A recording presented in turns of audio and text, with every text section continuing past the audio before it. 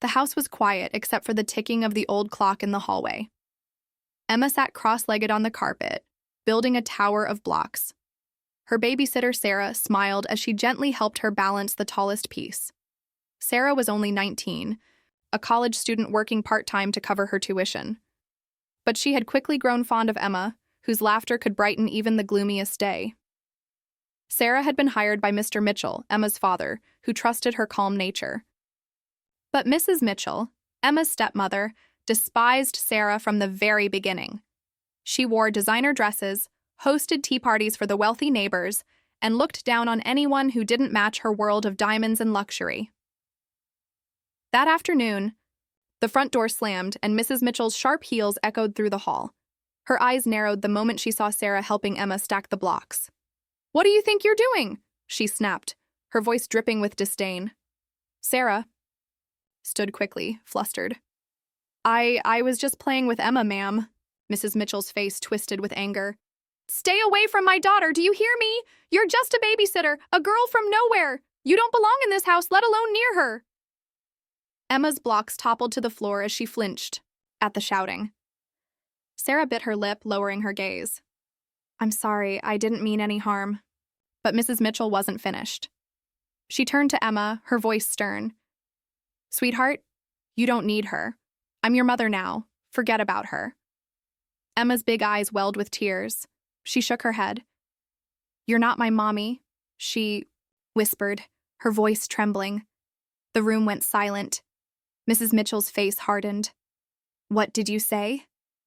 Emma stood up, her little hands clenched into fists. For weeks, she had been holding back, too afraid to speak.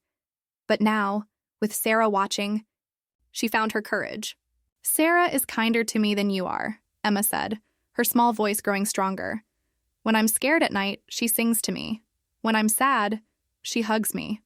You never do that. You just yell and tell Daddy things that aren't true."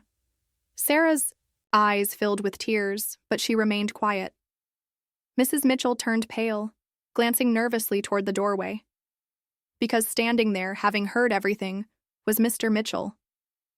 His face was grim, his jaw clenched as he stepped into the room. "Is this how you've been treating my daughter?"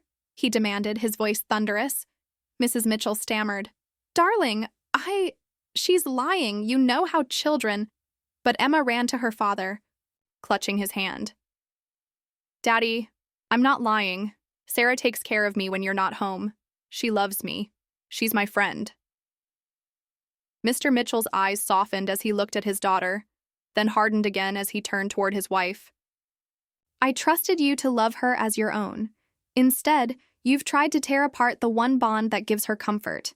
Mrs. Mitchell's lips quivered, but she had no defense. The silence stretched, heavy with judgment. Finally, Mr. Mitchell spoke, firmly. "From this day on, Sarah will remain in this house as Emma's babysitter. And if you cannot treat her, or my daughter, with respect, then perhaps you're the one who doesn't belong here." Gasps echoed from the hallway where two servants had been listening. Mrs. Mitchell's face burned with humiliation. Without another word, she stormed out, her heels clicking angrily against the floor. Emma hugged Sarah tightly, tears rolling down her cheeks. "Don't leave me," she whispered. Sarah knelt, brushing the child's hair gently. "I'll never leave you, sweetheart. I promise." Mr. Mitchell placed a hand on Sarah's shoulder, gratitude in his eyes. "Thank you for giving her what money never could. Kindness." That night, Emma fell asleep peacefully in Sarah's arms, a soft lullaby carrying her into dreams. And for the first time in a long while, the house felt warm again. Not because of wealth or luxury, but because of truth and love that no cruelty could silence.